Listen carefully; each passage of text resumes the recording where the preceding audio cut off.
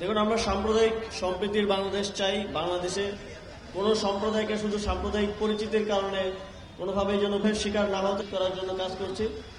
তবে বাংলাদেশের সার্বভৌমত্ব স্বাধীনতার উপর কোনো প্রকার হস্তক্ষেপ, কোনো প্রকার আঘাত আসে এবং রাষ্ট্রের প্রতি অবমাননা হয়, রাষ্ট্রদ্রোহের মতো ঘটনা ঘটলে সেক্ষেত্রে সরকার অবশ্যই কঠোর ব্যবস্থা নেবে এবং সেক্ষেত্রে একটা গ্রেফতারের ঘটনাকে কেন্দ্র করে এখন অস্থিতিশীল পরিস্থিতি তৈরির চেষ্টা করা হচ্ছে।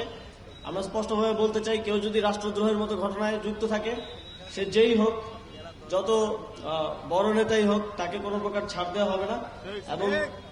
এবং এক্ষেত্রে এটা সম্প্রদায় বিবেচনায় নয়, এটা রাষ্ট্রের বিবেচনায়, রাষ্ট্রের নিরাপত্তা বিবেচনায় আইন শৃঙ্খলা বাহিনী এই ব্যবস্থা গ্রহণ করবে সামনের দিকে।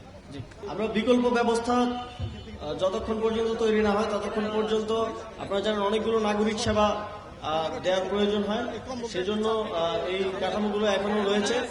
আমরা অতি দ্রুত এই বিকল্প ব্যবস্থা তৈরির মাধ্যমে ইউনিয়ন পরিষদগুলোর ব্যাপারেও সিদ্ধান্ত গ্রহণ করব। ধন্যবাদ।